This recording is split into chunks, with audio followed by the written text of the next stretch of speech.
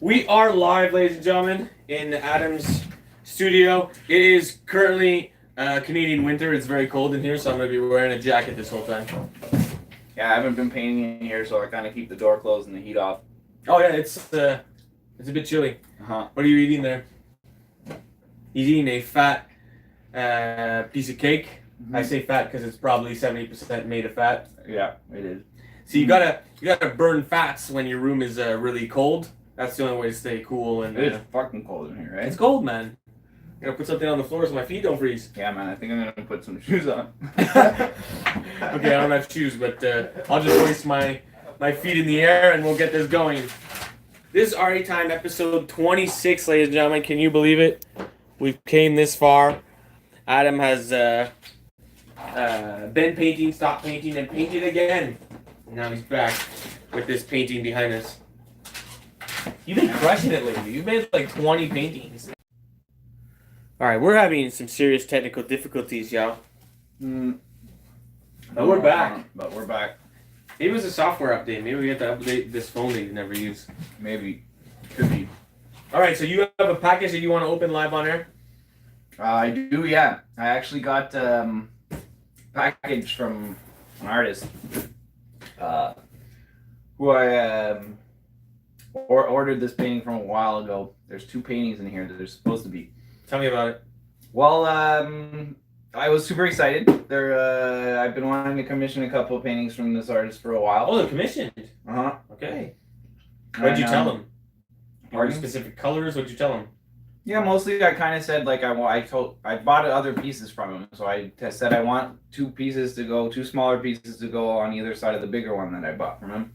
Because it'll look nice together. And like I say, when I'm investing in art, I try and get multiple pieces by the same artist.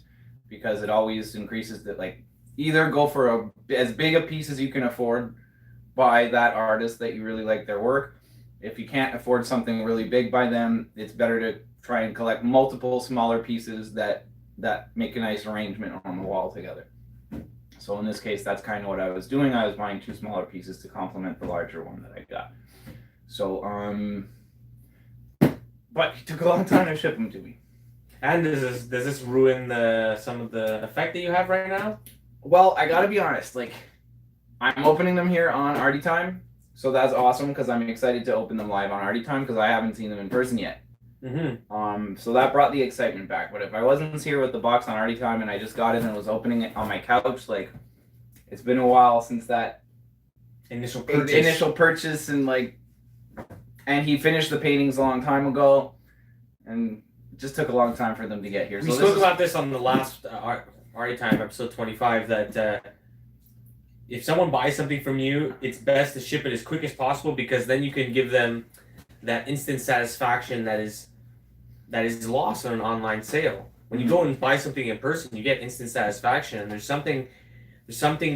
power to that. You leave the store with something new in your hands, and you take it home with you. And that good feeling, like if you buy something from someone online and they give it to you pretty fast, and there's a little bit of that feeling residual left, you might buy again. Yeah. So that's something that you have to honor in the online sale, is a quick delivery, a quick return on investment for the client. Yeah, definitely. I mean, it really, like, at this point, like, he posted them on his Facebook when they were finished.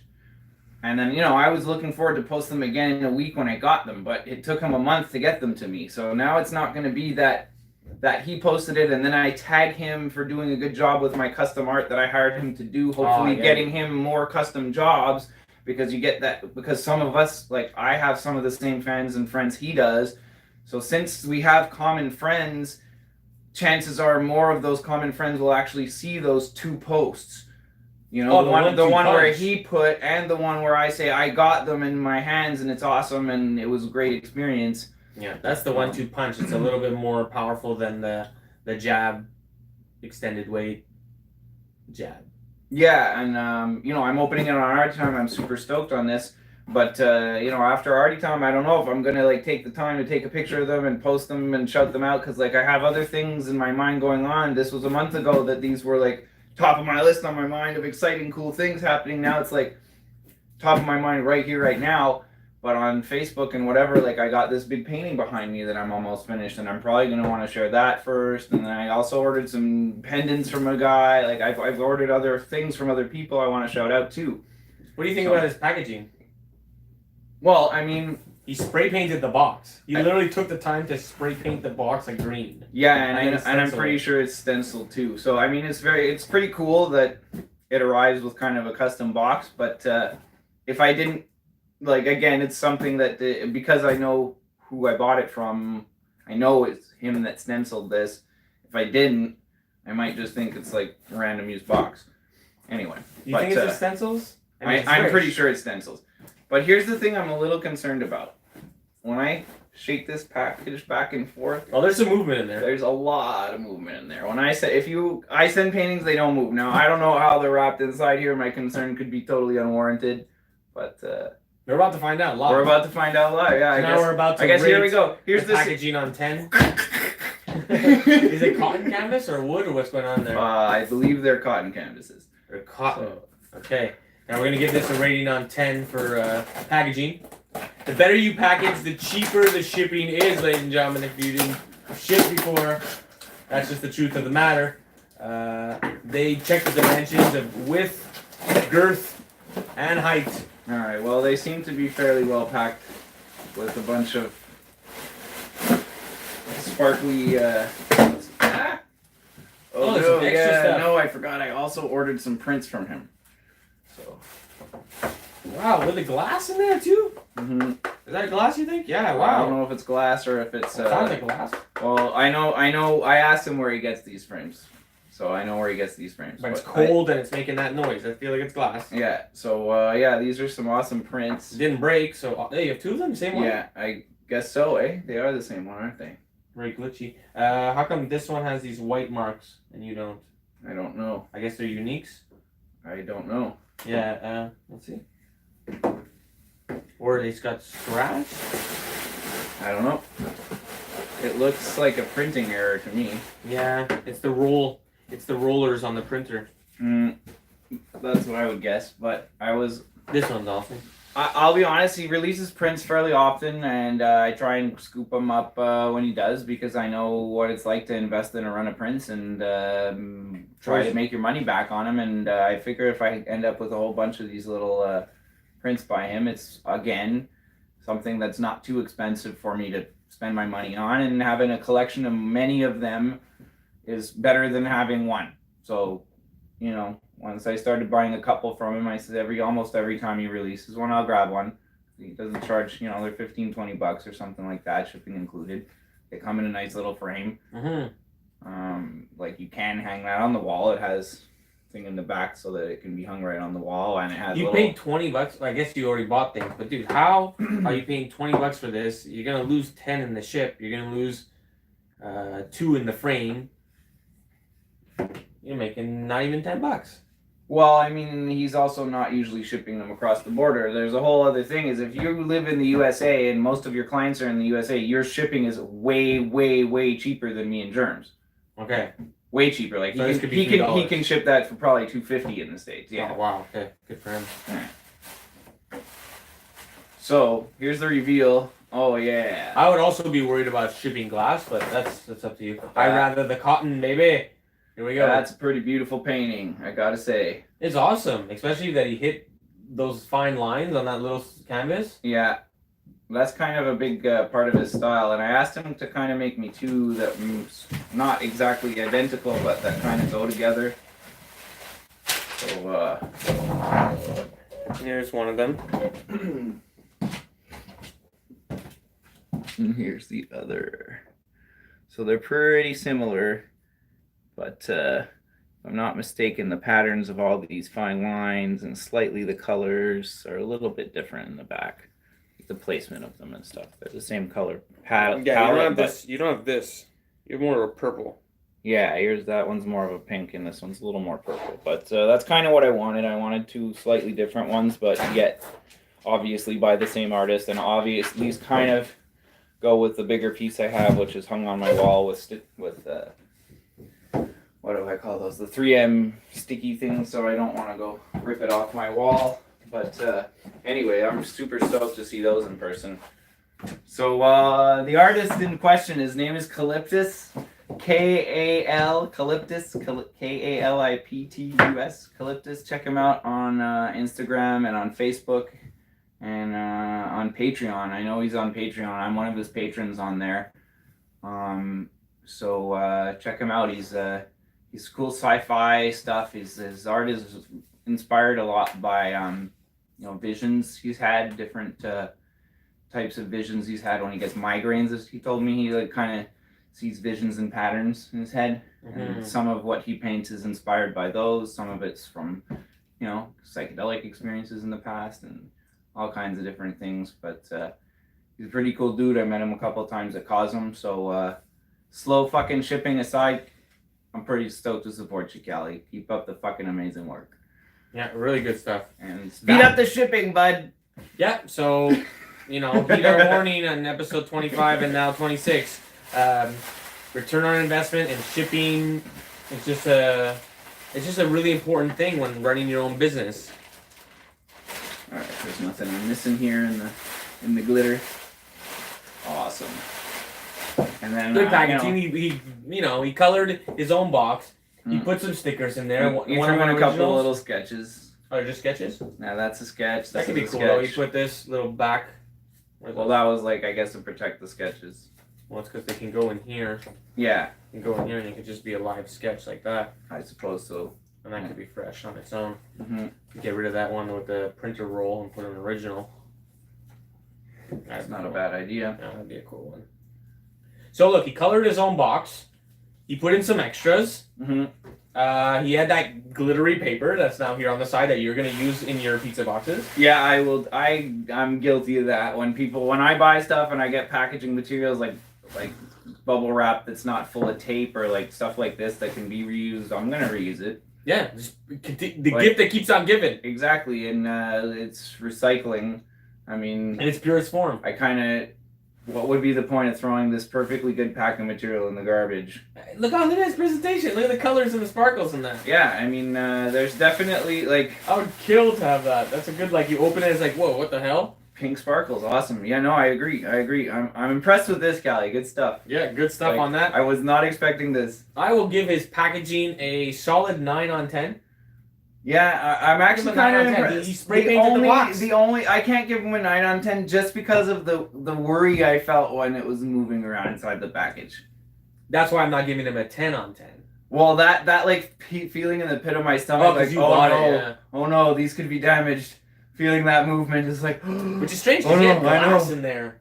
Well, you don't want that thing moving I don't know around. if it's actual glass or plastic glass, but anyway, yeah, you don't want, personally when I ship stuff, I make a real effort to make sure that nothing moves around in the box, except maybe my business card if it's loose, but I can tell the difference between a little tick tick tick and a whole package inside moving.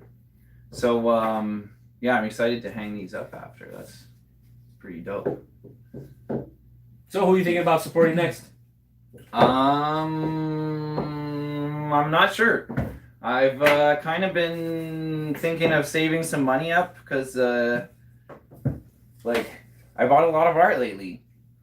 I bought art, I bought pendants, and it's fun, believe me, and I'm making investments with some of my art, but I think I want to start putting some money in the bank and saving towards my big project that I want to do. We spoke about it briefly in episode 24, and I didn't give a lot of details. I just kind of mentioned that I had a meeting about it, and the meeting didn't go very well. Turns out that the company I was looking to have help me out was to put it bluntly, they were greedy, and they wanted way more money than I could afford to make the project happen, or that would be reasonable to make the project It just wasn't happen. reasonable. It just wasn't reasonable at all. So yeah, I'm back in the hunt for somebody to help me out with that, and that's going to stay behind the scenes until it's ready to not be behind the scenes anymore. I'll find a guy and we'll make it happen, and I'll blow some minds. But yeah, I came up with a new style. You came up with a new style? Yeah, left-handed paintings. Left-handed paintings? Yeah. Why, you can only look at them if you're left-handed? Like left-handed scissors, they don't work if you're right-handed? No, they just don't look like my right-handed paintings. Oh, you're painting with your left hand? Yeah. How the fuck are you doing that? I'm holding the paintbrush with my left hand and painting. Quite straightforward. I'm pretty impressed because I wanted to make I couldn't do that. I wanted to make a style like, you know, when you go to like a student or like university type events where they're showing their art and it's just a bit like loose, you know, and there's the aspect of, you know, they're having fun. It looks fun, but it doesn't look refined, and it's just different than what I'm used to in the professional world. Okay. Of like graphic design or logos where it's very crisp and very clean. Yeah, like these are pretty crisp and clean. That's very crisp and clean. I'm pretty impressed with how tight these are, to be honest. So I want to have one of those styles where it's very loose. I can't just force it with my right hand. So I came up with the idea, what if I paint with my left hand and create a whole new style that's distinctive and very much its own, and it's because I do it with my left hand. Well, that's pretty awesome. I think like that's a pretty cool idea. I mean, you're different than me in the sense that you're always trying to come up with a new thing, and me, I'm always trying to. No, that's not true. I'm trying to not necessarily refine my thing, but I'm trying to establish that this thing is my thing, and if you like this thing, I'm the guy that does it. Yeah, no, it's still very much using pop icon imagery to tell a story. It's just this one is a more playful, innocent vibe.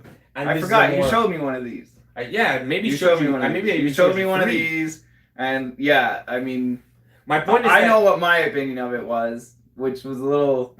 No, you like I love the idea, but when I saw them, I actually looked at them and I imagined somebody who really likes Germ's art, who's like 14 and wants to be like Germ, and I imagine them sitting in their basement and trying to paint something in Germ's style, and that's what Germ's left-handed paintings look like. They look like a bad imitation of GermDee. It's called bad art. That's what they look like to me. Yeah. Well, but I'm trying to make it distinct though. So in the sense that like I think I'm getting more towards there is no hard black line because my other style always has a hard black line. So I'm trying to figure out how to distinguish it in its own, and have it be its own. It's thing. definitely distinct. I'm guarantee you, if you look at 4 that he painted with his left hand next to 4 that you painted with his right hand, you will think it's 2 different artists. Oh, that's good. That's what I want to hear. Oh, for sure. I think that it's always valuable if you're an artist to consider having another style. You have 2 styles. It's kind of like I used to do almost what you're doing in English class. I used, you know, when you have to hand in a rough copy, I used to write one copy and then put mistakes in it on purpose so that I could have a rough copy to hand in.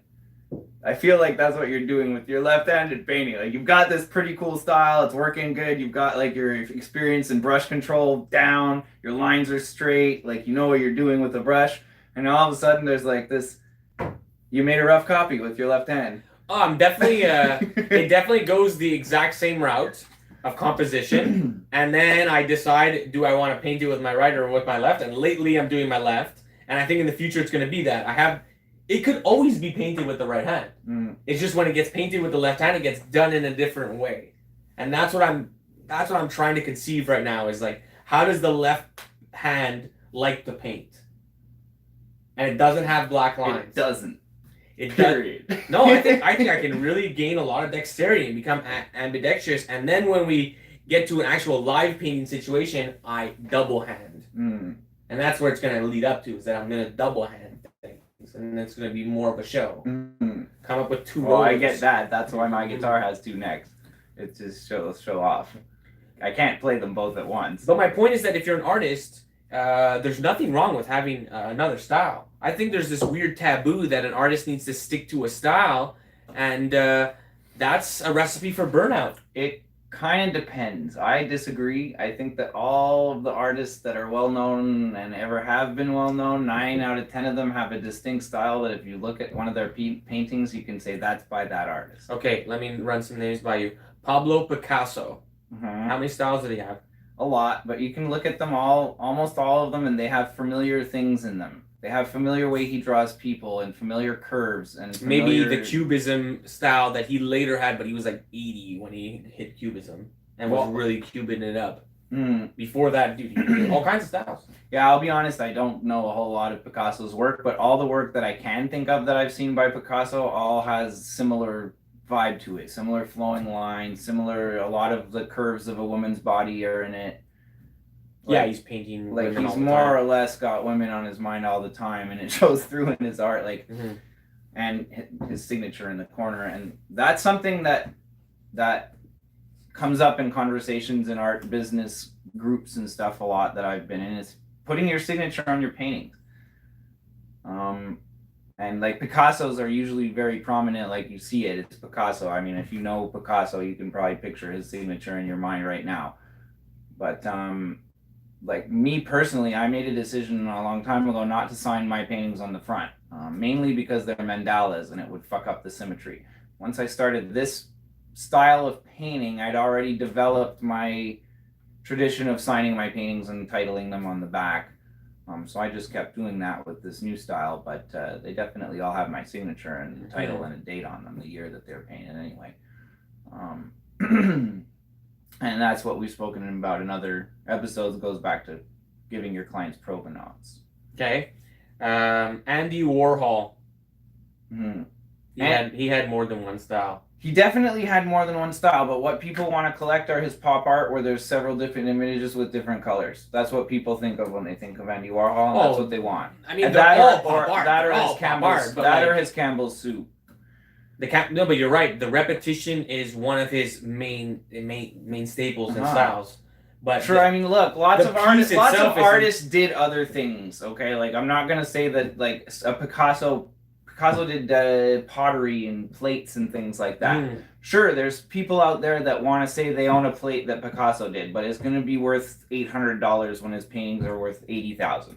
Yeah. So, like, if you're trying to collect art by somebody, by an artist, it's best to try and collect the stuff they're known for. Talking about paintings, like Andy Warhol's flowers are, I think, his nicest art.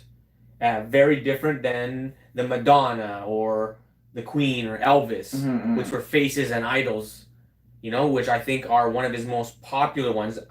Like, I don't even know what you're talking about when you're saying Andy Warhol's flowers. When you say Andy Warhol, sorry, I don't think of flowers. I think of Campbell's soup and like the panels of it's made the same way. Colors. It's made with silkscreen and it's very much the exact same technique that he did to use the Mao Zedong, I think it is, the painting of Mao.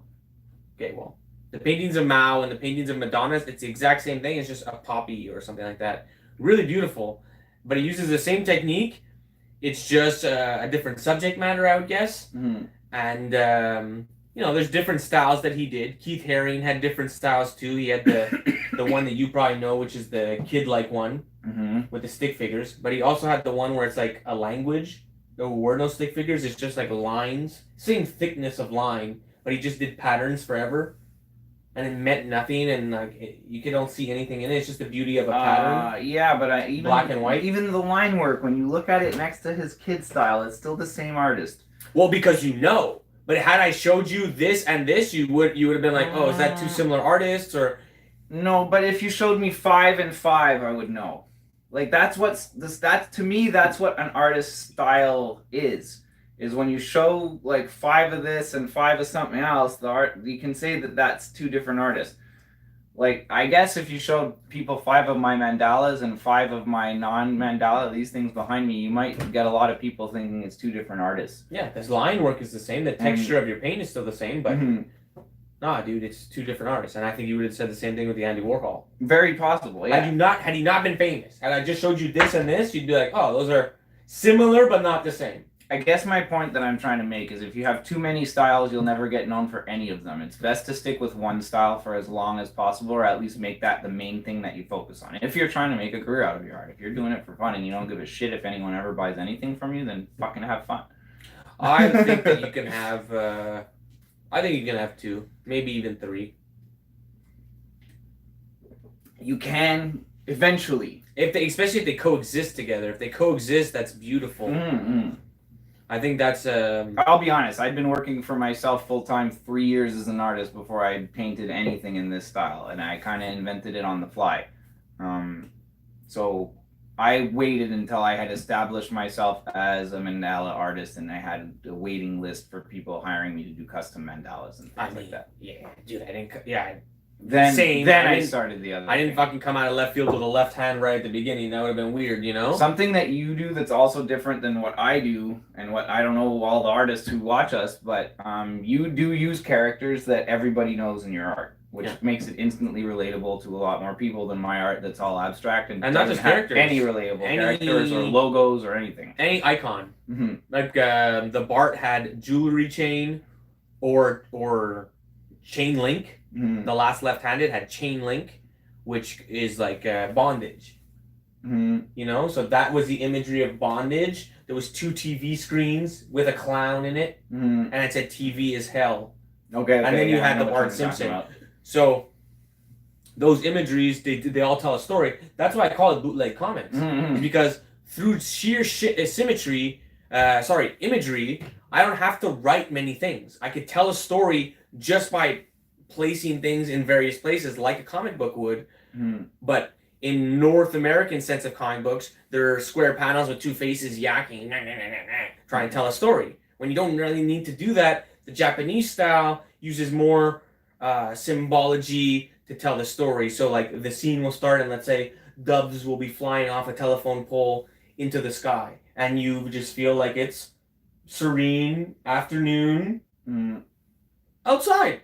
And then we start. And I didn't have to write that. It's just that's how you feel because of that scene. And then we start. And that scene plays off on the second scene and the third scene and the fourth scene. So you can do that without even having characters in boxes. You can have that just sheer with symmetry. I guess my point that I'm trying to make when I was mentioning style and everything and the evolution and differences like that is if you're using icons that everyone knows in your art already, that is a huge help for you. So you can play with mashing those icons that everybody knows in as many different ways as you want, but they all have those if a Nike logo is a Nike logo, whether it's upside down or black or white or on a pink fucking polar bear, it's still a Nike logo and everyone's going to know that. And that's going to help. If that's what your art represents and that's what you're trying to do with your message and your art, then that's definitely going to help them compared to an artist like maybe who's doing sheer abstract work or landscapes or portraits and isn't using characters and icons that are already well known in society and culture. Well, then let's touch on that. If you're doing the route of you're doing paintings that don't have characters that are known in pop and culture, I believe that you need to become the character that's known in culture to sell said painting. So like and it's totally fine if you don't have to put pop characters in yourself have to become a popular character. Doesn't mean you have to be fake or anything else. It's just you have to put yourself out there. Put yourself out there so that you are known in whatever sphere we're talking in, whatever size sphere we're talking about, and that'll sell your painting. I met an artist on Super Bowl Sunday. He saw one of my paintings at Mark's, and he was like, "Oh, yo, let me see your other works." And he was really interested in his work, and then he showed me his, and his work was nice. And he's like, "What can I improve?" And it's like, your character. Because the piece it's consumable. Like anybody with a house, his paintings were arguably nicer than mine. They were like aesthetically pleasing. Yeah, they don't stand out and yell at you when you enter the room, but a painting doesn't have to do that. A painting that's just nice and goes over a mantle. If a painting ever stands out and yells at me, I'm gonna fucking either run away of that haunted house or ask, well, who put acid in my goddamn drink? But it's one of those. No, but it was one of those styles where it's like interior decorating styles. Okay. Where if you're interior decorating your house, you have this guy on speed dial all the time. You guys like, oh yeah, I have this house that's blue and red. You got blue and red? Okay, cool. And he delivers. It's more of an abstract style with like a thickness to the paint. So it's like the heaviness of the paint or how much paint is used is part of the luxury. Okay. Kind of like those old oil paintings that have like $1,000 worth of oil paintings. So because there's $1,000 on the canvas, it's worth over $1,000. He had that style, and he doesn't need to improve his style anymore. What he needs to improve is how people view him as an artist and his character, and that will just increase the possibilities of them seeing the art, thinking about buying the art, and the art's already nice, so the last step is easy. They'll buy it. Yeah, I mean, and that's what I did. I mean, my art my story was a lot of getting sober and changing my life through art and becoming an artist relatively late in life anyway. A lot of the people that were following me were younger than me or my age, and I was 31 when I started painting. I don't hear that a lot. Most artists that I hear that are, they quit at 31. No, they didn't even. They quit at 21. They painted. They're young. Like a lot of artists. Come on, some people make it at 31. Of course, there's lots of art. Overall, yeah, I'm sure there's a ton of artists that start painting late in life, and even way later than me. There's probably people that are 62 looking at you. Oh, you're lucky you painted when you were 31. I was double your age when I started painting. I'm sure there's artists like that out there. But I feel like 31 was late to paint in life because a lot of the artists that I know and respect and look up to started painting a lot younger than that. They were artists since they were kids. They had it in their soul. And in a way I did, but I was never allowed to exercise it because I was a little shit. I was jealous of all the kids that could draw all the comic characters, and my parents didn't let me read comics. And that turned me off of art just because I was like, I can't do what all these kids do. And all the people are looking at these 3 or 4 guys who are really good at drawing Wolverine. And they're all like, oh, you can draw Wolverine and draw Venom and draw Spider-Man. And no one wanted to see abstract art. People wanted to see Venom and Spider-Man and Wolverine. And it's like, okay. And then I know it is. And then what they did is they all wanted to get hired by Marvel, right? So they start sending Marvel samples, and Marvel keeps rejecting them and saying keep going. And then after you get 20 of those rejection letters, by the time you're 16, you're done. You're not doing art anymore. You're doing drugs. Maybe.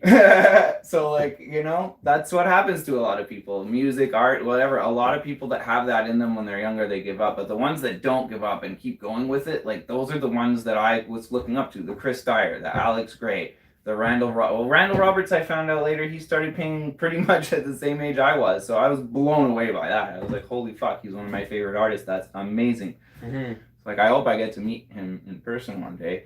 I've been to Cosmo a bunch of times. We just never happened to cross paths at the same time. So I don't know. Hope maybe they'll come see Chris or something. But yeah. So it's important to have a character or to be a character, but that doesn't mean you have to create this fake character that you act when you're sharing your art. You just have to kind of learn how to be yourself. How to be yourself and be comfortable being yourself, and understand that no matter who you are as yourself, kind of no matter what kind of art you make, if you make a lot of it and share it a lot, somebody out there is going to fucking love it. And it's the same with your personality. And if the personality and the art go together well, then you'll sell a lot more art than if your art, for sure, maybe just with your art without people ever knowing who made it or caring. Some people might really fall in love with that thing you made. But to get them falling in love over and over again, it really helps to have a connection with the person who made it. And that's why it's important when you're sending your art out to make that good impression with the person who bought your art. Yeah. Oh, it takes a long time to build and can be squashed in an instant. That's the truth of any relationship, if you've ever dated girls, and if you're a girl, a guy, I guess. And if you're into guys, a guy who dates a guy, and if you're into girls, a girl dates a girl. Girls who like girls, who like boys, who like guys, who like girls. But you know that a relationship is built slowly over time and could be squashed in an entire instant. Same thing is true with an artist. Same thing is true with... If I go punch a fetus right now, bro, I'm telling you, a lot of my fans will no longer like me. Well, we already told them that you drink blood, so they haven't ditched you yet. I don't punch the fetuses, I just bite into them and suck them dry. Just put them right in a blender. Okay. It's a joke. I don't have a blender that powerful. I don't. My blender's it has broken notches on it. And also I'm not rich enough and I don't drink blood. Yeah, all right. Yeah, anyways, things that shouldn't be joked about. That's what this episode is going to be called. I don't mind. I mean, a joke's a joke. My point being that your gift to the world is a blessing, and you have to give it. And if you're self-conscious and you hold back on it, you're only cheating yourself, because the world is waiting for your gift. The world is waiting for this guy to produce these things. You know what I mean? And he'll get the bounty that he deserves for making them in the extent that he's willing to give it. He'll give it right back. So get out there, put yourself on a limb, suck a fetus dry. Let's go. Yeah, I mean, there's a lot of artists that have become well known, or at least had their a brief 15 minutes of fame, which can help. 15 minutes of fame can really help launch an entire career. You can ride that for a long time. It doesn't exist. Behind every 15 minutes of fame is 15 years of hard work. Well, like the guy that taped the banana on the wall. 15 years of hard work, most likely. Maybe, but... And then he had his 15 minutes of fame. Publicly, he had 15 minutes of fame. Sure. So that 15 minutes of fame, next year, people are going to want to see what the banana guy is doing. Yeah, and hopefully he stays on top of I guess that's my point more. Yeah. Like, obviously, there's a lot of work that goes on behind the scenes. But if you have, like, this guerrilla tactic where you're going to, like, stand on the freaking torch of the Statue of Liberty and let your banner go down and be on the news in New York and get arrested in front of people, like, that could very well get your people interested in your art. 100%. And then you could ride that as being like, you were the guy on the Statue of Liberty 20 years ago? Yeah, man. Those are known as the stunts. Mm-hmm. The stunts. Performing stunts are always good for any character building. Mm-hmm. Because it gets people talking about it. Mm-hmm. And if you can come up with a stunt that it's not necessarily has to do with painting or whatever your art career is, but a stunt... We live in a world of social media. If you can have someone film a stunt and then go out there... And I mean, even if it only goes out there in your own city or whatever, if it doesn't reach 80 million people all around the world, like you're not... Not telling you to commit crimes openly here, but like, it could help if you did. And I'm not saying don't, I'm just saying, or do. I'm just saying that like, things like that could be helpful. Yeah, like, I don't know if you've ever remember Roadsworthy, but back in the day when Facebook was just letting you see all this cool stuff, there was this artist that came across my feed called Roadsworthy, or Roadsworth. I don't remember if it was Roadsworth or Roadsworthy, but either, like, and he would just paint on the road and, like, turn real simple things, like a line down, like a double line into a zipper, and then add a zipper at the end. Like, he would just do real simple things to crosswalks and roads and parking lot spaces and things like that. But he had a style, and it was interesting enough that, like, I followed him and wanted to see him, and, but I guess he doesn't make any money doing this stuff. You know what happened, right? Oh, why? Something happened? I thought Facebook just didn't show me. Okay, this is amazing. This is amazing. Roadsworth was caught, identified, and fined by the city that he was in, and that blew him the fuck up because everyone was like, but we don't want him to be fined. His own city literally fought against the city to fine him, and now he's a fucking legitimate artist who lives off his art. Awesome. He didn't even make $1 off Roadsworth. He didn't make $1 off it until he was caught, and they asked him for $100,000 or something crazy, and then he didn't have to pay $100,000 and probably makes $100,000 a year. So he became famous off that stunt, and I'm talking. There's the 15 years of hard work that I'm talking about, but the 15 minutes of fame is the stunt of getting caught. Now, he didn't fucking plan to get caught, but it's still a stunt. Mm-hmm. You got caught, and he posted to the world, they're like, I'm in fucking trouble, yo! And they came to the rescue. They cared about the story, the underdog. Yeah, no, it's true. And, yeah, whatever your story is, like I said, Roadsworthy was, or Roadsworth, like, I don't know. Whatever. It was an awesome story, and I was into it, and I didn't even know it ended this way. Like, and went further than the last time I saw his cool stuff on the road. But those kind of things are the things that people remember and that make people's lives a little more fun, a little happier. Again, like, also, there's tons of artists out there that like to paint demonic evil shit, and there's all kinds of people that fucking wear white makeup and paint their nails black and fucking love listening to doom and death metal, and, like, they love blood and things like that in their art. Like, I'm not one of those people, but if you're one of those people and you make art for those people, awesome. Go burn a church down. Yeah. And I'm like, that's the artist who's legit. He burnt a church to the ground. Eat a Bible one page at a time. You know what I mean? Like, damn, in the stage, the largest stage of all, the stage of life, it's one thing to burn down a church in, I'm not saying, I'm legal, if my lawyer's listening, I'm legally not saying to burn down a church. This is all just hearsay and jokes. If in a storybook or in a movie someone burns down a church, it's pretty cool. In real life, though, legend. Mm-hmm. Legend. It's so much. It's like it's not even comparable, and that's why the real life stage is the best stage of all, because the story is just so much more compounded and mind blowing. No matter what you do, you can tell a story about a jewel heist. It's just another movie. Depends how well it's done. Snatch, it's just another movie. Snatch is not just another movie. Snatch is one of the best movies ever. Great, you still said movie. Now, people who actually jewel heisted, and you see like videos of them coming in on motocrosses in the Swiss malls and fucking smashing windows and taking jewels and flying out of there on motocrosses. They don't make movies about those ones. They can't. It's too cool. It's too cool. Not too cool. It's too quick. It's too cool. You see that, and you're just like, those people are clearly the coolest people of all time. No, I don't know. I like the whoever guy. they are. I like the guy who dug. If they sold art, I would buy their art. I like the French guy who who went into the sewers and spent like months digging a tunnel right up into the bottom of the bank vault, and he went into the bank vault at night. He had himself a nice little dinner with wine and cheese and crackers, and he fucking stole everything in the bank vault, and he left his little meal behind, and pretty much like, fuck you. And I'm pretty sure they never caught the guy. Amazing. Yeah.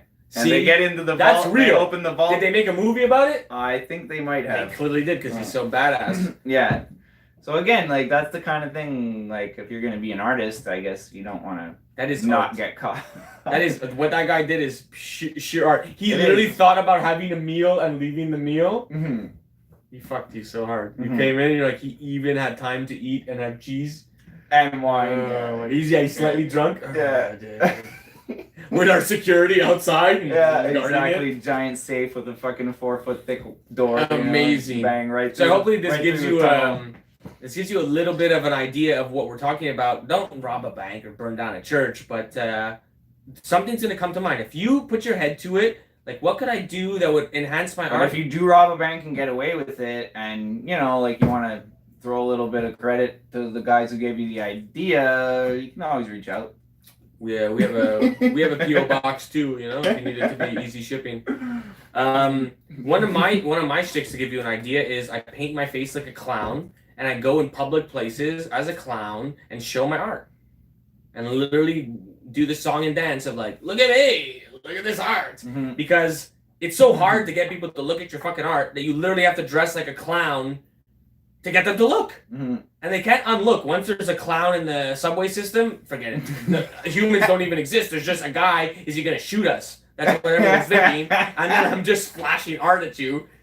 It's a great stunt. And not many people are brave enough to do that. To put on face makeup and go and do the whole shtick and have security kick you out, and you have to go to another place and have security kick you out of that place. It's nonstop security kicking you out. That's all it is. See, that way. But you film it. You don't just go and do it. You do it and you film it to show people, like, this is really happening, yo. Like, this guy is crazy enough and passionate enough to get his art out there that he's willing to, like, it's Canada. We're not going to get shot. But in the States, you could probably get shot for this. Yeah, no, he goes and stands in, like, windows of stores with his art occasionally. In their display, yeah. Many times, yeah. Yeah, I've seen this happen. And security comes. It's amazing. It's amazing. See, that's not me. That's just not my personality, even if it was, like, I agree that it's a pretty awesome marketing tactic, but that's not my personality. No, we all have to find ours, you know? So. Yours is a good, like, the one you had with the just selling the pens. You had an idea of just going downtown and selling pens. Yeah, that'll work eventually. Eventually I'll do it. Eventually I'll have, like, 2 of these shitty weeks in a row on because you're just a good salesman, so he's going to come up with some sort of opening line that gets you to believe he's going to Africa or supporting children. And you're going to listen. That's not going to be the opening line. It's going to be the opening line, you think? I'm going to be like, something like, my name's Adam, and, I was just released from the Douglas, and, No, I'll show him a picture of Chris Dyer and GermDee, and I'll be like, if you buy this pen, it means you're his fan. If you buy this pen, you're his fan. Oh my God. At the end of the day, you're going to have all these Chris Dyer pens, you're not going to know what to do with them. I'll have all this money, and I'll pay you and Chris to actually make this fucking fight happen. Because Chris doesn't want. He doesn't want, but money talks. Money talks. Bullshit walks. And you can't tell me it wouldn't be fucking fun. You can't tell me, like, Chris, even if you're watching this, Chris, if this summer you and Germ had a little fucking fake wrestling match at a campfire or something. No, have the ring. That'd be fucking hilarious. You have a ring? I know where to. Well, Oh, see, John Prez. who's John Prez? You know John. I'm pretty sure you're friends with him. Prescott. Yeah, He's like actually. he runs the wrestling league, doesn't he?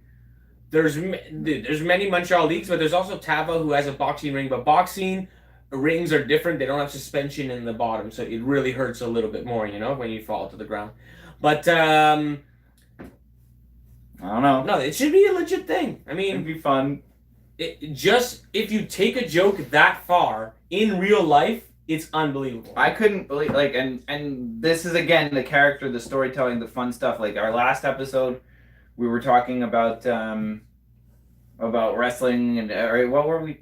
No, I was on another podcast. And you challenged Chris, and then I talked about how the world is a big stage and you should consider playing a character. And then Chris came back with this whole ultimate spiritual warrior wrestling character and made this video all 80s WWF style, and it was hilarious. I was pissing my pants. Like I haven't logged into Instagram since August. I logged into Instagram to watch that story because I wanted to hear the story. I wanted to see what he did. I wanted to see what his reply to Germs running his mouth on our podcast I think was. to be real, Chris is not fully aware of that phenomenon of how many people went out of their way to tune in. And what that really means. How captivating of a story it was. For you to be like, I have to see what's going on. That's not just you that felt that. That's like a whole wave of people that felt that. Oh, when I was reading the comments on Chris's post, what kind of joke is going on here? Because they know it's not real. No, anyone with half a brain knows that this isn't necessarily real. Yeah, it could be a little bit real, they know. But that's the part of the intrigue. It's like, how real is this and how fake is this? And that's why you have to tune in. That was your whole point, is that it is fake, and it's if you're gonna kind of be fake on your Instagrams and whatever, like at least have fun with it. Fucking like, all right, and it was hilarious. First of all, I know you both personally, so it was really funny from like watching my two friends do this hilarious shit. But like also from a fan of both of your art, it was funny. It's funny to see you guys go at each other, and you have very different opinions, and me and you even have very different opinions. Like even Sueda has commented a few times, like the little jokes that went over your head that you didn't catch. And you're both ganging up on me now. He enjoyed the fact that you believed there was a different Christmas in Japan for a few seconds.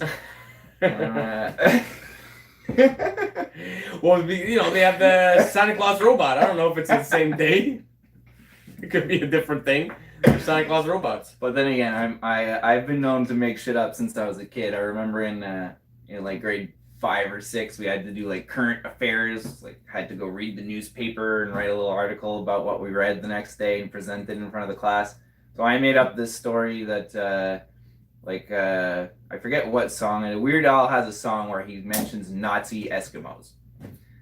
I forget what it was, but where there's lyrics about Nazi Eskimos, and I made up that the Inuit in northern Canada decided to sue Weird Al for being associated with Nazism and for falsely calling them Eskimos when they're actually not. They're Inuit. The word Eskimo means stranger or foreigner in Inuit. So that was like a racist thing. So this never happened. Nobody ever sued Weird Al for this, but I made up the story that this happened, and my teacher bought it hook, line, and sinker. I didn't even know that Eskimo meant that. I'm learning all kinds of things right now. Okay, cool. I wonder if that football team's gonna change. It's because the first time that like white people ran into Inuit, the Inuit's pointing at the white guy going, Eskimo, Eskimo, telling all his friends, look, there's a stranger, there's a foreigner. And they thought they were like Pokemon, and whatever they say is their name. Yeah, exactly. Oh, they seem to be saying Eskimo though. I think that's their name. Stupid idiots. My favorite is like when the people were exploring in the north, and they'd come across these people that are like just playing volleyball. They're thriving in the environment, and they're there. Oh God, if we just keep these ration preserves of canned ham, we'll survive. And then they end up like dying, and they could have just asked the Inuit for a little bit of help, and they would have been fine. It would have been like a totally different story. It's just why I don't know. I don't know which specific.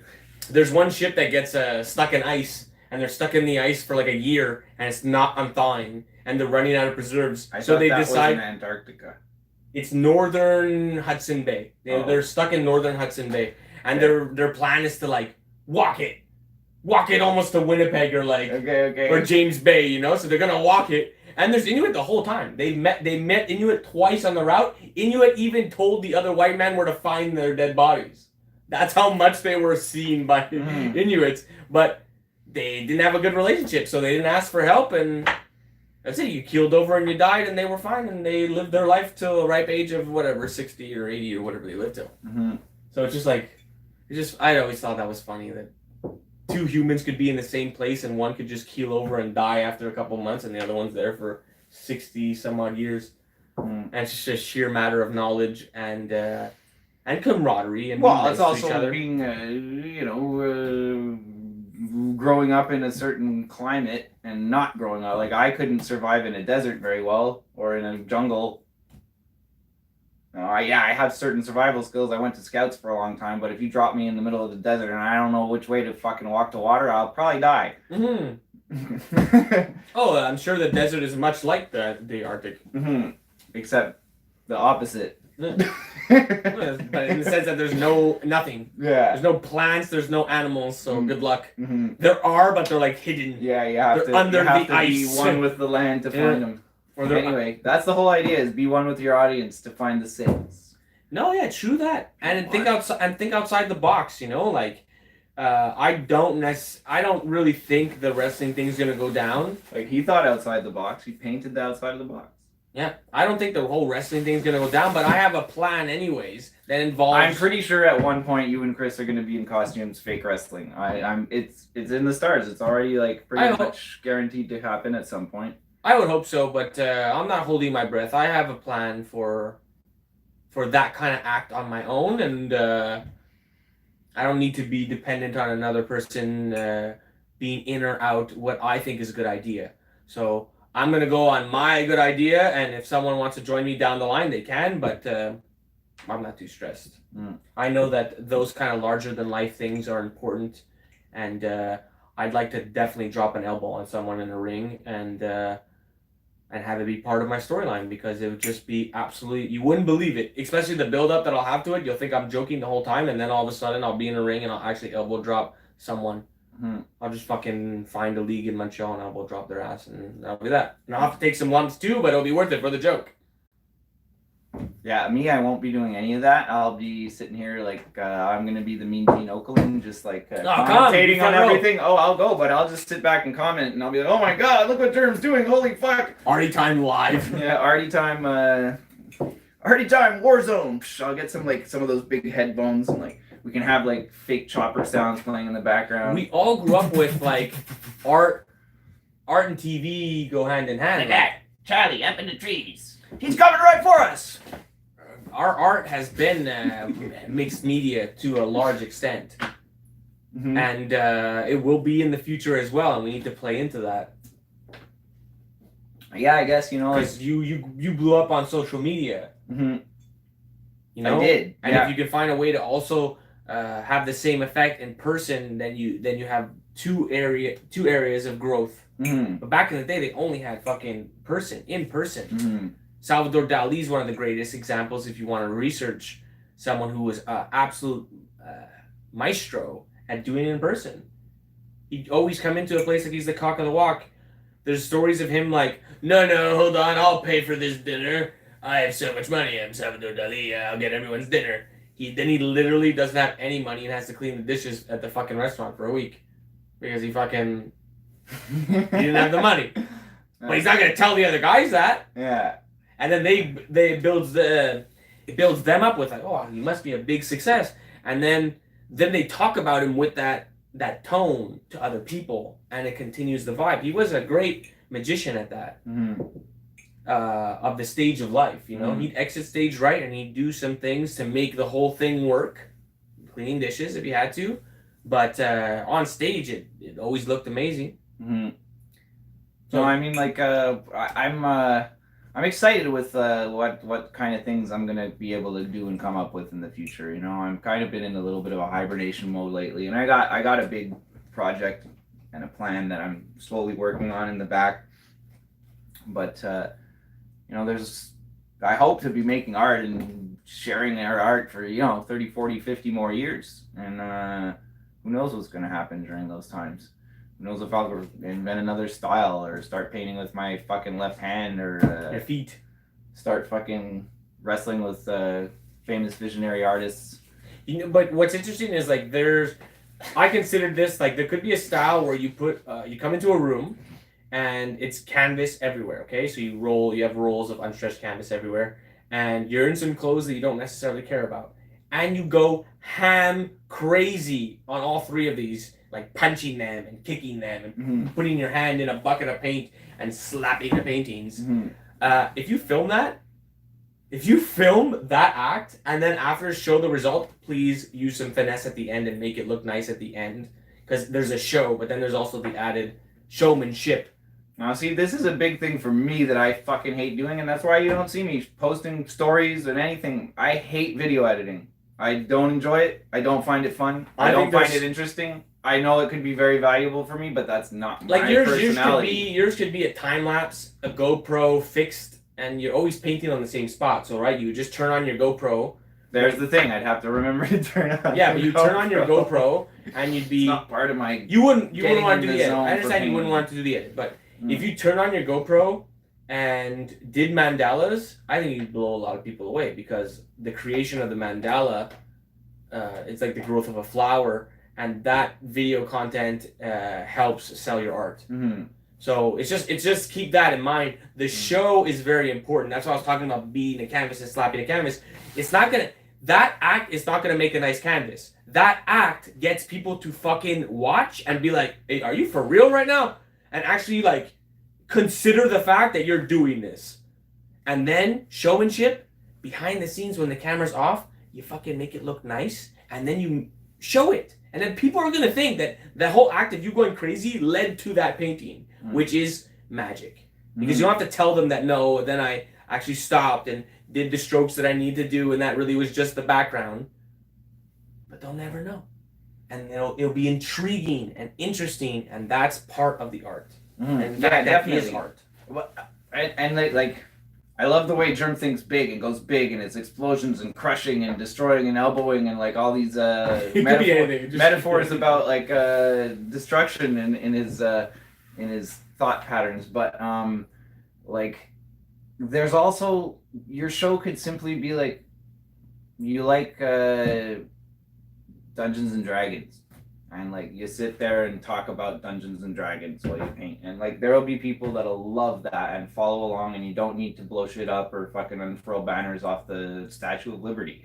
Yeah, do what you love. Do what you love and share it the way you want to be, and your audience will find you, slow and steady. But you have to put it out there. You have to put it out there, and you have to be consistent. Okay, for the sake of conversation, you go on long walks and you collect flowers, and then you put the flowers down on a canvas, and then you pour some paint over it, and the flowers protect the canvas, and when you remove the flowers after, there's flower patterns everywhere.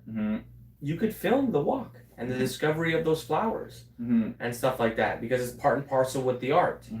And that's just a fictional artist that doesn't exist. If you want to use that style, go nuts and use it. But that's just the mindset that you have to have, is that there's more to the art than just you sitting down and painting, because you're doing something when you're painting, right? What's the music you're listening to? What's the setting that you're painting in? What are you painting? Yeah. What are your interests outside of painting that you could bring into painting? What's your job? What do you do for, how do you pay your bills? And like, do you like that? And do you sure about that? Or do you hate that? And that's why you're doing art, because you really want to get out of that, and you're trying to build your art career into a business so that you can accomplish that. And that's a very relatable story to a lot of people. No, it is. That's what my story will have jobs. Yeah, that's what my story was. And we'll want to see someone up to where I am now, sort of. A lot of people who have jobs, they have dreams of not having a job and doing their dream. And when they see someone else who found out what their passion is and they're close to it, they'll encourage you. If you make it apparent to them that, hey, I'm trying to like live my dream, they're gonna vicariously live through you and be like, damn, okay, go and do it. And hopefully that link will also hoist them up and give them the courage to be like, okay, it's working. Yeah. It just costed me $20 to see if it works. It works. Okay. Well, I collected art. I lived that way through Chris Dyer for a long time. Chris buying his art. Who's Chris Starr? And we've spoken about it before, but I'd buy his art. He'd pay off part of his credit card and go take another trip, and then he'd come back from that trip, and the culture he visited, those influences would appear in his art, and I'd feel like I had a part in that. And that was magic. I felt like I was helping this magician perform his tricks and fool the whole audience, and I was a little part of that was unknown in the background, and I felt really cool about that.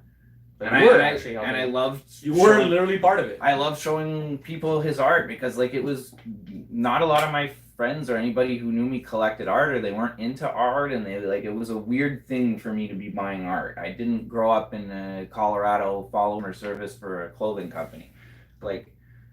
I was not really like in an artistic environment or where arts were terribly encouraged a lot. Music, yeah, more so because my dad plays music, but again, I think, like, from my parents' point of view, arts were not ever something that could be a career. Even though, like, some of the most wealthy people on the planet are artists and musicians. Like, oh no, that's not a career though. You have to be lucky. It's like as if you don't have to be lucky to be a CEO or anything else. You know, to be really, really good and to be at the top of your profession in whatever you do, you got to do it for a long time and have a good reputation and believe know your shit and believe in yourself. Yeah. So, you know, anything's possible if you put your mind to it. Like, you can do it. And we said that in the last episode about Gary Vee mentions, you know, if you've seen somebody do the thing you want to do, you can do that thing too. And don't worry about, like, you're not going to wake up and be 100% believer man the next day. I don't believe 110%. I'd like to. And at times I might come close to it. But no, I mean, like, it's a steady process of grinding it out and taking the little steps towards believing it more and more and more and more and more. From your mistakes along the way and refining the way you do things. And catching yourself when you stumble and you start to doubt, you know, and catching that and being like, no, and reaffirm to yourself. It's a slow process. So really don't beat yourself up if you don't get it right away. It takes, you know, it takes years for everyone. Literally. I mean, like, at my job, I'm pretty much the top sales guy, and people come in and they sit next to me and they're new and they're 22 and they've never sold anything before, let alone advertising. And they sit next to me and they quit in 2 days because they're like, I could never talk like him on the phone. I don't know how he does it. And how I do it is because I've been selling ads for 20 fucking years. I know when I'm calling an auto mechanic that it's a different thing I need to say to him than if I'm calling a realtor.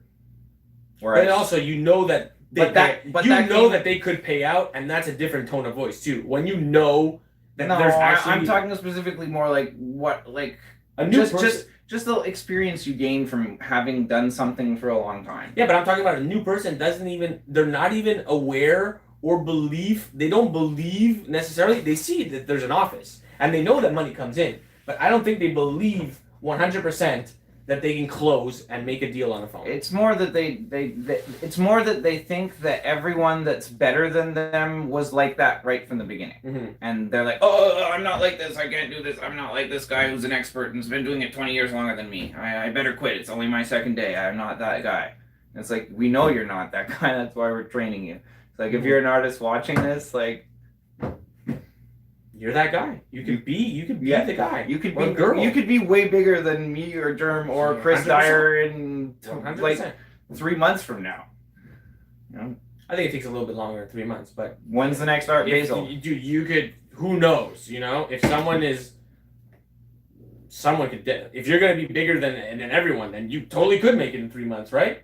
You're the fucking Neo. If you can do that, you're Neo, and we're looking for you. Okay. But I think that it's all a matter of believing yourself. Don't listen to anyone.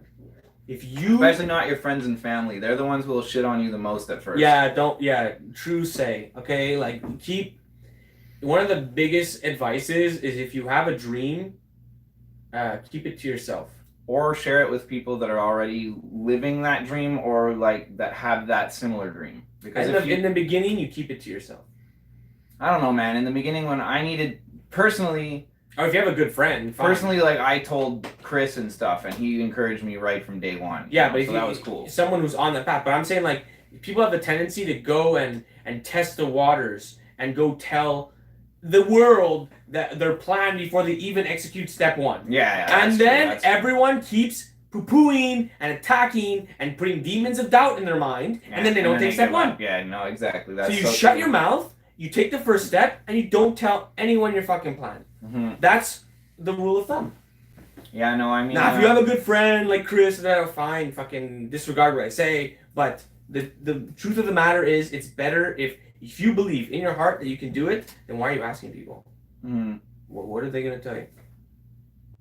Well, sometimes you can learn things from asking people. I definitely learned something. If they are in the business, the business, it's fine. It's an exception. But most people who want to become artists don't have anyone immediately around them that they can ask. And if they go and message a fucking artist on social media, that guy will probably be addicted to them or girl. Or ignore them. And that will give you demons of doubt. So don't do it. Do the 180 strategy first. Get in that artist's fan base and make sure they know you're in their fan base and like comment. And the way to do that is leave comments. Comments will always read comments. I will never look through my likes. But that's my point. Even then, once you get to like if people that have 700, 800 comments, they don't read all 700-800 of them. They probably don't even read any of them. No, but chances are like no, they probably skim through them. They skim through a few. So chances are like you'll eventually get them. But you don't want to go and I get advice from that person. That person's too far ahead of you to turn around and help you. You want someone who's like close to you in a range. Someone who's successful but not uber successful yet. They'll have the time to address you. Mm-hmm. But someone who's beyond successful, they're talking to people that are very successful on how to make the next step. They only have enough time to talk to them, and they met them at an event or something like that where they had the time. My point about just putting your head down, not telling anybody, and taking the steps is that's how you build the confidence. Mm-hmm. You start doing the initial steps you need to do, and then you'll have these pieces. I didn't tell people I wanted to make a career as an artist until I'd done at least like 8 or 9 paintings. And then you have the paintings, and you look at them and you're like, my God, I have a newfound sense of confidence. Then you show someone, hey, look what I made. What are they gonna say now? Now they're gonna poo-poo it. They might say you're still not ever gonna make it. They could, but now you have this to fall back on. I'm pretty sure. Now you could be like, oh yeah. I'm pretty sure I made 4 paintings before I showed any of them on Facebook. I'm pretty sure I had 4 done, and then I shared them one at a time. But like, I had 4 done already before I got the confidence or the courage to share them. Yeah. So you build it, you build that confidence and that courage. And never give up. There's a concept that I'm familiar with called like just do the next right thing, and whatever it is, like if the next right thing is a painting that you've been waiting to finish for months, or that you haven't made a social media post, or you need to do a photo or whatever, and like sometimes there's a million next right things, and like it's hard to choose which one is the one to do, but just do one of them. You know, you'll never get to the end of your to-do list when you're a small business owner. It's just the way things are. One of the biggest tricks for a to-do list is do the smallest thing. Every day, make sure you do the dumbest, smallest thing in the to-do list. Because you're going to try and tackle a big thing, but you might not get it done. But if you tackle this, I need to send that email, I need to send that invoice, I need to ask that person this or that, do that. Mm-hmm. Because then at the end of every single day, if you keep doing little things, those things the big things will become easier too. So like break it down into steps and tackle the easiest one. If it's a phone call, if it's an email, do it. Mm-hmm. Don't be like, I have to paint this big painting, and then you're spending all day doing that big painting and you didn't fucking send the little email. Mm-hmm. Do the little email, then do the big painting. Mm-hmm. That's a very good strategy, and it goes hand in hand with your do the stupid you said do the little thing? Because I said do the stupid thing. No, I say like whatever's on your to-do list, like at least if I said do the next right thing, you know, do the next right move for building your business and moving things forward. That's very profound for this podcast, is that tidbit of advice. That's like the nugget in this one is you have to wait till the end to get it, but always do the next right thing. You'll feel it. If the next right thing is shipping a painting because it's been sitting there for a week and you haven't shipped it yet, and it's on the back of your mind, make that the next right thing. If you have whatever you've been putting off, like the longest and whatever's bothering you the most that you haven't done yet, do that, and it won't be bothering you, and you'll feel momentum from having done it. And you'll more often than not, when I get into that mode, I start doing things on my to-do list. I do the one that I've been putting off the most, and then once it's done, I'm like, okay, that wasn't so hard. Now I'm gonna do this, this, this, and this, and this. And then at the end of the day, I'm like, wow, I just crossed like 8 things off my to-do that's a list. momentum builder. And, you know, don't want to get too metaphysical on you guys here, but there's a wave. And the wave is passion, inspiration, and stuff like that. I hope it's not like driving people nuts. If you have to get on that wave, okay? And the wave is the next right thing. Mm. When you sit down and say, what's the next right thing? The answer is the wave. It's going to hit you. Mm-hmm. You hop on that thing. You don't wait and say, oh, maybe in 5 minutes. You're going to miss the wave. And I heard it. If you're surfing and a wave's coming, do you wait the next 5 minutes or you jump on the wave? Mm-hmm. You jump on the stopping wave. And then the wave will carry you to the next thing and the next thing and the next thing. That's how you get things done. That's how you build momentum. And metaphysically, it's incredibly powerful because people feel when another person is on the wave. Another way I heard it explained too is like, say for example, you have a car that you got to put in neutral and push it somewhere. It's fucking hard to get it going, but once it's starting to roll, it's easier and easier to keep it rolling. So once your thing's rolling, try and keep it rolling. Don't like put on the parking brake and stop for a while. I honestly did that for a couple of months before Christmas, and I'm feeling it in my business. I'm feeling it in my, you know, in my lack of sales, and my social media accounts aren't like popping as much as they could be. But I personally needed the break, and I needed to step back and reevaluate what are my priorities right now. So I did, and one of my priorities is still making art and sharing it and hosting Arty Time with GermDee and inspiring people to follow their passions. But at the same time, doing that without driving myself into debt. That's so important, and frustration. Nothing wrong with a little break. I think everyone feels that with social media. Think of how much screen time people have. Mm-hmm. Screen time nowadays is crazy. When we were kids, it was like, yeah, maybe. I wasn't allowed to spend more than 2 or 3 hours a day in front of the TV. Maybe with video games, okay, guys. With video games involved, we're talking, you're not even getting close to 6 hours. No, the only day I was... You're not even coming near 6 hours a day. Now we're like...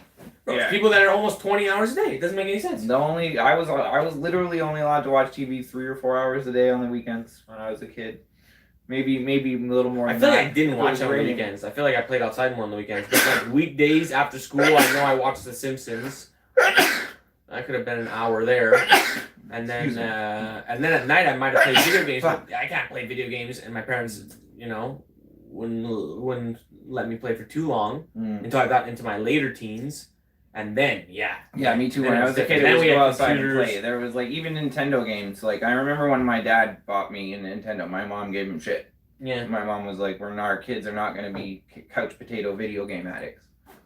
And well, I'm not a video game addict. I literally haven't played. The last video game I played was Halo on Xbox. Like on the original Xbox. Yeah, I was playing that with my son recently. It's the best. So good. There's like I have a PlayStation 2 collection, and we don't even want to play those games. We want to play Halo. I will bet anybody out there watching money on GoldenEye Licensed Pistols Archives. No Odd Job. Can't take Odd Job. Anyone else? You want to bet Licensed Pistols Archives? You're done. You're done. I have an Arty Time where we'll do that. I would love to do that. There's only one guy I know out there who can beat me. It's Danny Cajolet. Danny, I know you're not watching this. You're listening. There's no doubt in my mind that you are not watching this and never will. But Danny Cajolet, props to you for fucking being the ultimate 007 GoldenEye player. So if someone beats you, it's very likely that there's another person that's going to be able to beat you. It is very likely, but you played against 12 guys. It's not very likely because no one except Danny could beat me. So it'd have to be a pretty exceptional fucking player. Okay, all right, I feel you on that. It's like Wayne Gretzky versus Mario Lemieux. I don't know. Not anyone watching here is like knows who those people are. I thought Mario was better. I always thought Mario was better. Oh. Yeah, it was. He was just better.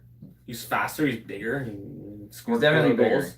He's just older. I mean, younger, but came into the league later, so it was a different league when he came in. They were hitting more, and it was a tougher game, and the goalies were better.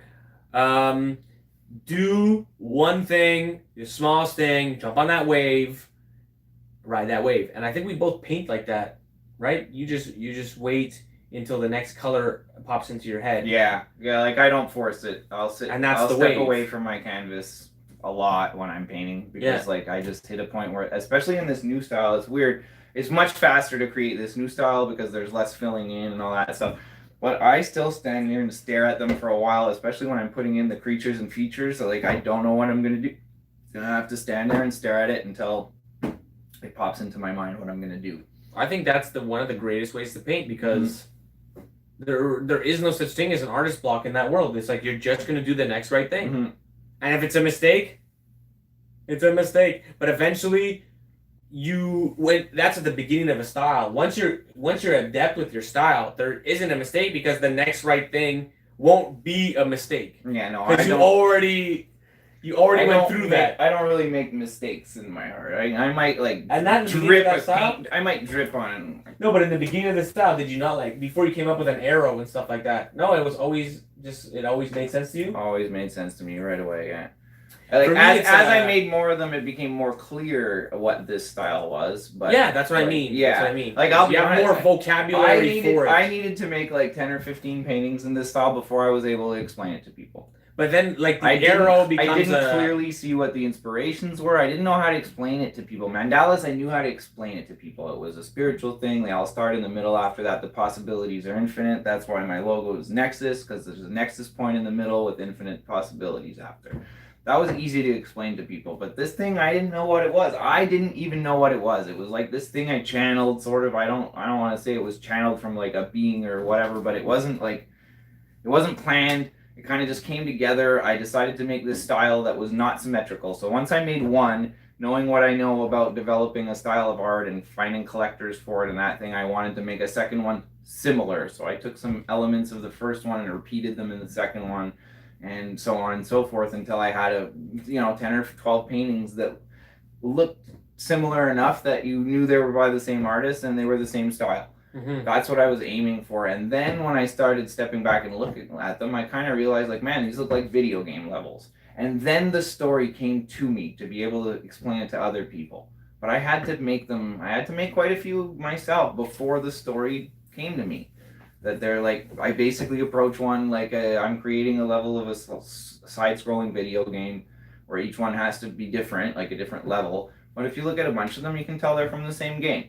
And it's heavily influenced by 80s fashions and colors and design influences. So my left-handed paintings are like that. They're slowly getting away from the right-handed style and finding a life of its own. And I think after 10, it'll be vastly different than the first one that was left-handed. You should call your left hand GermE. It's the next letter in the alphabet. Like, it's a reasonable copy of GermDee, but similar, but I don't know. It's not D. It's like E, or like. No, it's my left-handed. It's just my left-handed C. Anyway, the left-handed style. I'm pretty much out of ideas to talk about for Arty Time, and we're up. Make sure. How many? This has been a fucking long one, eh? That's an hour and something there. Make sure you do something on your list. Get the ball rolling. Get the car in neutral and rolling. And hop on that wave, guys. It's the most important thing every day. Hop on the wave, okay? And if you're just tuning in now, make one of those things going back and watching the first 25 episodes of Arty Time, because I can guarantee you, if you haven't, there's a whole bunch of awesome nuggets in there, and they're not chicken. All kinds, yeah. It's vegan nuggets, boys. Man, $1.80 strategy. What else? How to price your art, how to use varnish properly and why, all kinds of. We covered so many things. How to invest in art if you want to start collecting art. We cover a lot of topics, and we both just have opinions. Neither of us are right all the time. There's no halo above our head that says, "Hey, this guy's right." No, we've just been at it for a minute, and we're just trying to bestow on you some of the things that helped us. And some of the things that they help hurt us, and hopefully you learn from. But this has helped me in all kinds of businesses. Before I even started doing art, getting the ball rolling every day on something is one of the most important things to be successful. I'm sure if you ask anyone who's successful, they'll tell you that doing the smallest, stupidest task every day in the first thing in the morning is a thing. If you ask successful people, I guarantee you that will come up. So, with that said, guys, With that said, it's Arty Time. Arty Time. Arty on. Excellent. Excellent. Peace out till next time. till next time, episode 27, y'all be there. Catch you.